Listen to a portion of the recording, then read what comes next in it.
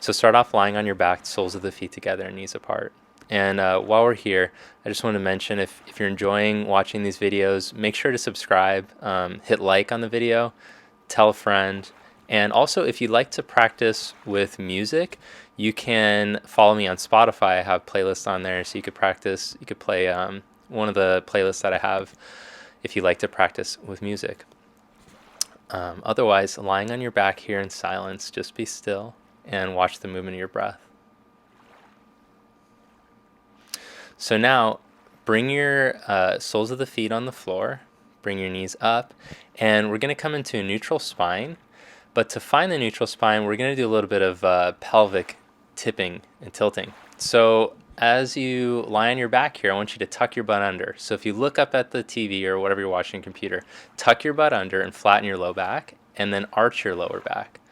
So sometimes people get confused by this. So watch, I flatten my low back to the floor, I tuck my buttock towards the backs of my knees, and then I stick my buttock out, I let the tailbone drop, and I arch my low back. So keep doing this with your breath. As you exhale, tuck. As you inhale, arch. Now, somewhere right in between, fully tucked and fully arched, is your neutral spine. So I want you to hold your neutral curve in your lower back, hug your abs in, engage your pelvic floor, and then bring one leg into tabletop position and the other leg. At the same time, pull length out through the top of your head and out through your tail, so you're lengthening and you're stabilizing at the same time. Then take one arm up to the ceiling, then take the other arm up. Slowly start to take your arms overhead, but don't let your low back start to lift up. So hold your low spine in that position. So feel like you're sandwiching in from the back and from the front with your abs. You're lifting your pelvic floor muscles like you had a grape underneath you trying to pull it up into you. That lift is going to start to engage your transverse abdominis. So feel that hugging on your low spine and then start to stretch your arms as far as you can. You don't just want to let your ribs lift up. So hug your front rib, bottom ribs in. Now take your arms back up and stretch your right leg forward and slowly lower till it's just an inch above the floor. Then bring it back up. Do the same with your left, but try not to let yourself wiggle around your middle. Stabilize. Bring the left leg back up. Send your right leg forward and lower your right leg till it's just an inch. Now this time take your left arm back and hold. Hold your abs in. Stretch long. Reach to your heel. Reach past your fingertips. Bring your knee and your arm back up. Send your left leg forward and lower it till it's just an inch. Send the right arm back, but keep your ribs in. Keep your navel to the front of your spine. Hold your low back curve. Bring it back up. Opposite arm leg stretch. Right leg goes out, left arm goes back. Good. Come back up. Send your right arm back, left arm out. Right arm back, left leg out. Then bring your knee and your arm back up. Send your right leg forward, left arm back. Hold your abs in. Bring it back up. Inhale, stretch out with the left leg. Exhale, come back. Good. Now hug your knees into your chest. Lift your head up to your knees.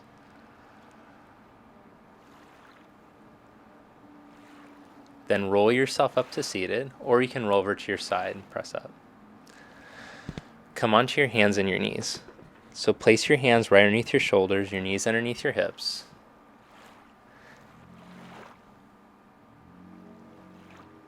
Then from here, curl your toes under and lift your knees just an inch up off the mat, but try not to lose that neutral spine. So hold your neutral spine, engage your core, then stretch one leg back into plank position, hold it. Good, then bring that knee back, hover it, and stretch the other leg back to plank position. So it's similar to what you're just doing on your back. Good, then bend both knees again, knees hovering above the mat, and slowly start to move back to downward facing dog. So remember, when you went to go take your arms overhead when you're on your back, you had to hold a little bit of your abdomen, your abdominal wall. You had to keep the integrity. So do that here when you're in down dog. It's very similar to the position you did on your back. Hold your front ribs in. Press your thighs back. Now walk your feet to the front of your mat and grab a hold of your elbows. Let your head hang. Breathe into the backs of your legs. And try to lean the weight a little more forward into the toe mounds, to the balls of the toes. So come back to a steady rhythm of the breath. With the breath awareness, that's how we'll practice today. Bring your hands to your hips, come up to stand, All right, now prepare for standing poses. Stand in Tadasana, big toes together, arms at your side. Press down into your heels. Take your thighs back, lift your chest. All right, now separate your arms and legs wide apart with the hopper step. Turn your legs to the right. Spin your left leg in a little bit. Turn your right leg all the way out.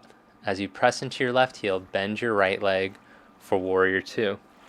So make sure that your right knee is stacked right over your ankle and that your knee hasn't caved in at all. You want to press your knee open and squeeze your right hip in. So it's like your right butt bone is in the same line as your right heel. Keep a lift on your back inner thigh. Draw your navel back towards your spine. And then try to bend your right leg a little bit deeper. So we want to have that same awareness of the middle throughout the standing poses, but you're not squeezing your abs so much where you can't breathe. From here, hands onto the hips, tip the pelvis over the right thigh, and then set your fingertips, right fingertips down on the floor on the outside of your foot. Then take your left arm all the way overhead. Extended side angle. So you want to keep that alignment of your right leg. That's your foundation. So I look down at my right leg and I make sure is my ankle, my knee, and my hip all lined up. I don't want my hip swinging back behind me, so I squeeze my hip in. Then press strong into your back heel and reach past your fingertips. Just notice in your middle, does it still feel like you have that neutral spine? Take your left arm back up. Inhale, come back up to Warrior Two. Straighten your leg. Turn your feet to the other side. Turn the back leg in slightly and turn the left leg all the way out. Bend your left knee towards 90. Virabhadrasana 2, Warrior 2. Press strong into the outer rim of your back heel. Roll your upper inner right thigh back, release the groin back. But still connecting into the heel, bend the left leg a little bit deeper. See if you can make your knee stacked right over your ankle. Then bring the hands to the hips, tip your pelvis over your left thigh bone, and set your left fingertips down on the outside of your foot. Take your right arm and reach it all the way overhead. So try to make a long line of energy from your back heel all the way out to your fingertips. Your back ankle is how you want to align your pose. So if you feel like your chest is falling forward or behind, you want to move it into the line of the back ankle so your whole body is in that line. Your left knee is pressed open, your left hip squeeze it in so it's in the line of your back ankle as well. Iyengar calls that spot, that's the brain of the pose, right where your outer heel is, right where the ankle drops towards the outer heel. Take your right arm back up. Inhale, come back up. Straighten your left leg, turn your foot in. Put your hands on your hips and roll your shoulders back, lift your chest, inhale. And as you exhale, fold forward. Now set your fingertips down and inhale, make a flat back, Ardha Prasarita Padottanasana, half legs wide apart pose. As you exhale, walk your hands back and let your head drop down. So try to walk your hands back till the heel of the hand comes slightly behind the heel of your foot. Your head doesn't need to go all the way down, but if it does, that's good. So make sure that your feet aren't turned out or in. Lean the weight more forward into your toe mount, just like you did in Uttanasana in the standing forward fold, so that the weight is more even between your heels and your toes. Roll your upper inner thighs back. Firm in on your outer hips so you start to feel your belly draw in and let your head drop down. Take another breath. Now inhale, flat back, arms straight. Exhale, hands to your hips. Press into your feet. Inhale, come all the way up. And interlace your hands behind your back. Roll your shoulders back, lift your chest. Inhale. Exhale, fold forward in between your legs. So pretend like you had a little pencil in between your shoulder blades and you're trying to gently hug that pencil. So you don't want your blades rounding on your back or coming up around your ears. Keep that and then start to stretch your arms overhead. Try not to just lock out your elbows. Whenever you lock a joint, it's like kind of pinching a garden hose. The water can't flow through anymore. It's like that with energy. Your juices can't flow through anymore. It kind of blocks energy when you lock your joint. It doesn't let the muscle work. So make sure you haven't locked the elbows. You stretch your arm. All right, now press into your feet. Inhale, come back up.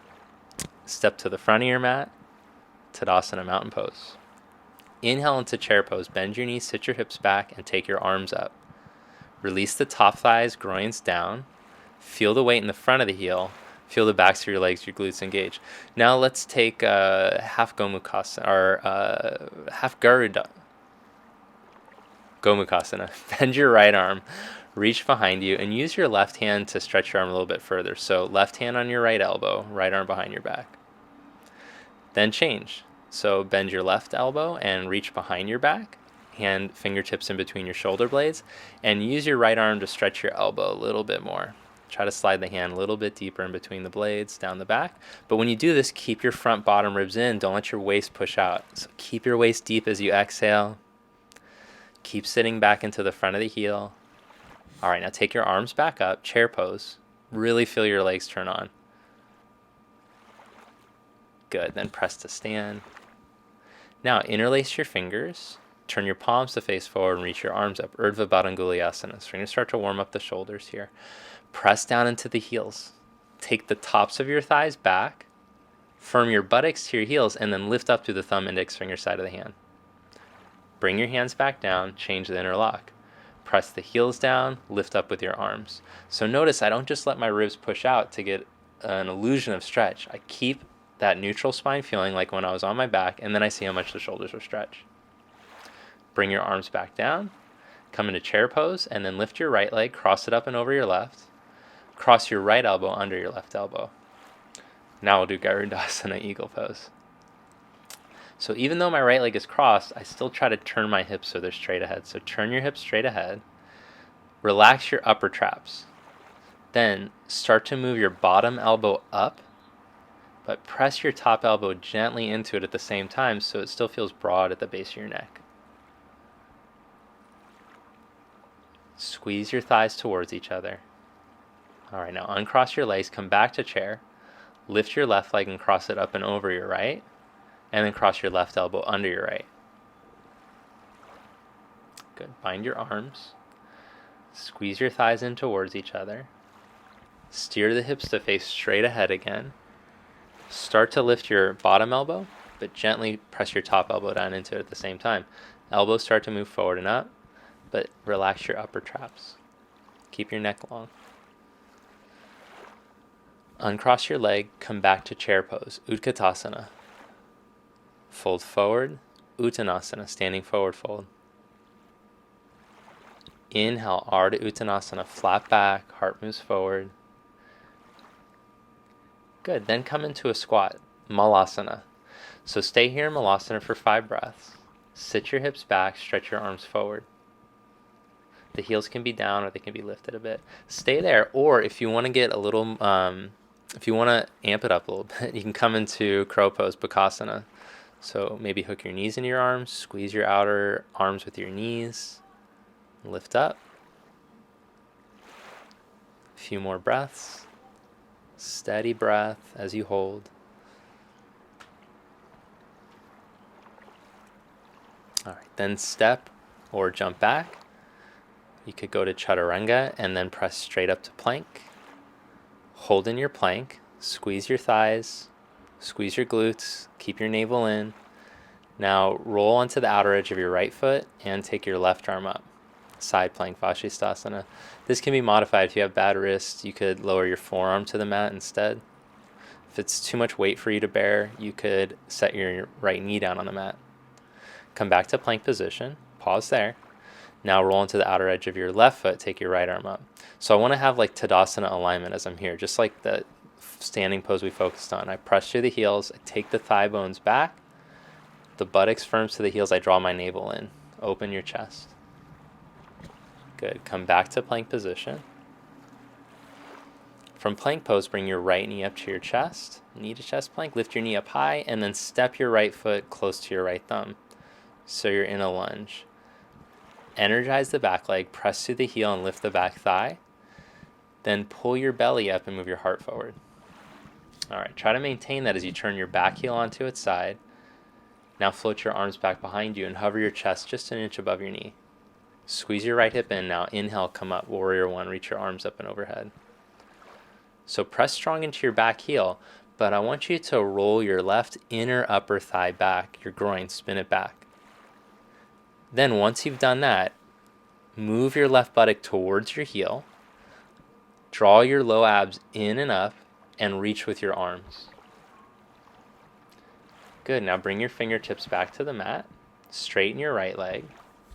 Inhale, flat back, lengthen. exhale, start to walk your hands forward and fold forward over your straight right leg. So same work of the back leg as in Warrior One.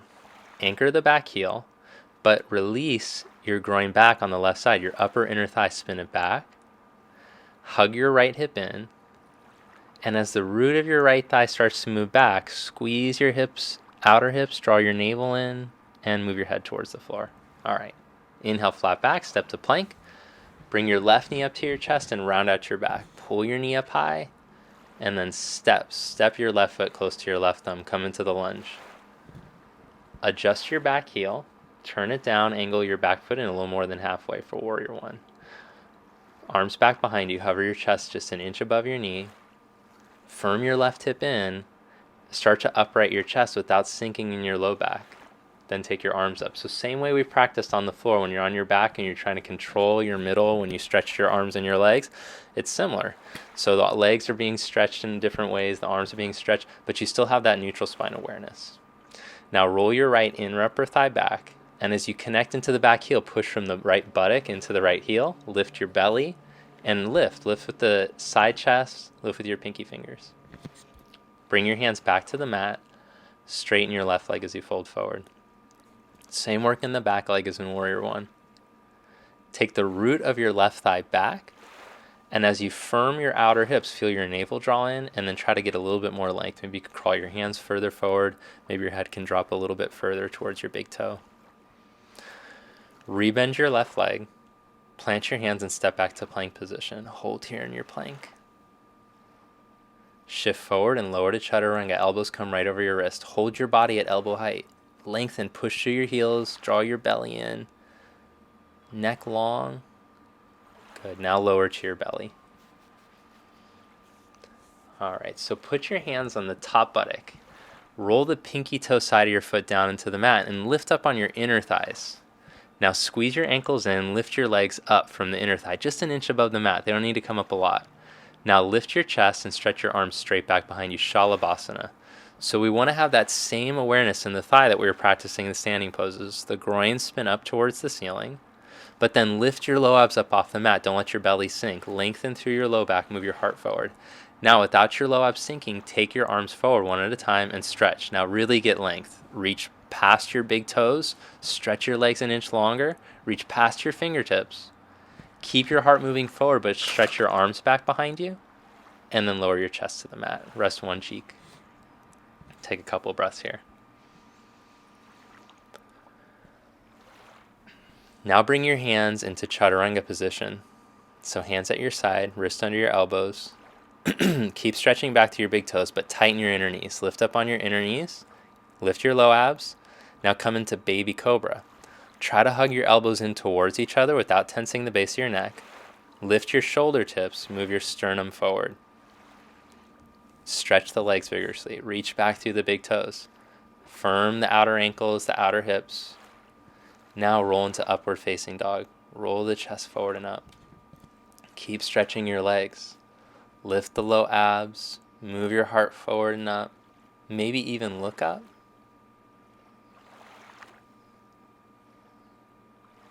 And then move back to downward facing dog. So if doing lots of vinyasas isn't really your thing, this is a great way to practice the way this sequence has gone down. We didn't do any sun salutations, but still your body got warmed up. All right, so from downward dog, just root your hands into the mat and take your thigh bones back. Make more space from your wrists to your outer hips. And let's do a little inversion now. So lower your knees down, lower your elbows down under your shoulders, and interlace your hands. We're going to come into dolphin pose. So press your forearms, your wrist, your elbows down, and then lift your hips up. So head is off the mat. So you could stay here and hold here for 10 breaths, or if you like to practice headstand, if you have a healthy cervical spine, your neck is healthy, and you could balance on your head, you're welcome to do that. I've demonstrated a headstand. I place the back of my head into my hands, the crown of the head on the floor. I keep this steady press of the forearms, and I lift my shoulder blades out of my ears. Then I want to try to recreate the neutral spine once I'm upside down. So it's basically connecting what we did at the beginning of class. My triceps turn in, my ribs move in, and I'm really reaching through my legs, but keeping my belly in. So even if you're just doing down dog on your forearm, it's the same actions. You press your forearms down, the shoulder blades lift out of your ears, and you try to get as much length through your spine as you can. All right, now slowly lower your knees back down to the mat. Sit back on your heels, rest your arms to your side, forehead on the mat, child's pose.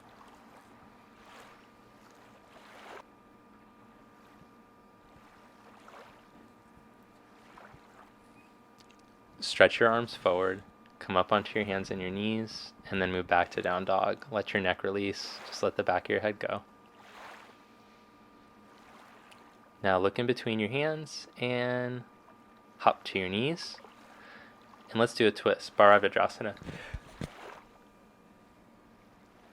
So sweep your legs over to the left and sit your hips off to the right of your feet. So you're sitting like a mer person. And then twist to your right. It's the politically correct term. It's not a mermaid or merman. So one of my teachers likes to say that. Roll your right shoulder back. Put your right hand behind you and your left hand just to the outside of your right knee. As you inhale, sit tall, and as you exhale, turn from above your navel. Come back to center. Sweep your legs to the other side. Sit your hips just to the side of your feet. So the feet are over on the side of your right hip, and twist to your left. You're going to feel that your hips kind of want to kick you over to the side. So once you get into your twist, start to sit your right outer hip back down to the floor. Lift your side chest. Inhale, sit tall. Exhale, turn even more. Turn your ribs, turn your chest. Turn from above your navel. Look forward, untwist, and stretch your legs out in front of you. Now bend your right knee off to the side like a tree pose leg. Grab a hold of the outside of your heel, ankle, and bring the heel in close towards your groin. Sit up tall and angle yourself to face your left foot. Now upright your sacrum. Your sacrum, that's that thick bony part at the top of your butt. It wants to hang back. So I use my hand to kind of move it in and up, and then I sit tall. So try to do that. Sit tall, and then take that length and start to fold forward out over your left leg. Try not to just round in your upper back. So first lengthen, then start to reach out over your leg. Take a few breaths here. Feel the low abs start to draw in towards the front of the spine, so you feel that your low back spreads and releases. And the whole time, even though you're in a forward bend, you're thinking of lengthening. All right, now inhale, come back up, bring your knee back to center, and stretch your leg out. Change legs, reach on the inside of your left knee, pull it back. Reach from under your foot and bring the heel in close towards you. Sit up tall, upright your sacrum. Turn your chest to face your right foot. And as you exhale, start to reach out over your leg. If you're very limited in your forward fold, like it's real difficult, your pelvis is probably trying to tuck under. So I want you to think, if the forward fold isn't coming very well, I want you to think of pulling your buttock bones back in space. Think of lifting your bottom buttock up, like sticking your butt out more. And then that might help you to get more movement in your hips so that you can lengthen forward. But if you're real flexible, I actually don't want you to do that action because you might start to tear at your hamstring. So instead, if you're real flexible, I want you to think of pressing the front of your buttock bone down into the mat as you fold forward. Take a few more breaths here. Turn your ribs towards your knee. All right, now inhale, come back up. Stretch your left leg out. Sit tall in Dandasana and reach your arms up. Don't let your sacrum tip back. Keep lifting, and then reach for your feet. Inhale, flat back, lift your sternum. Exhale, fold forward. Feel your low abs draw away from your thighs as you fold.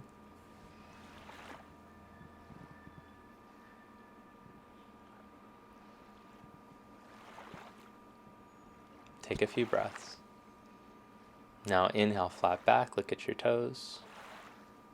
Exhale, come up, and lie down. Lie flat on your back. Adjust your legs so that they're about hip distance apart, maybe a little bit wider. Let the feet splay open. Take your hands to your side, palms facing up, Shavasana. So I always recommend practicing Shavasana for at least 5 minutes.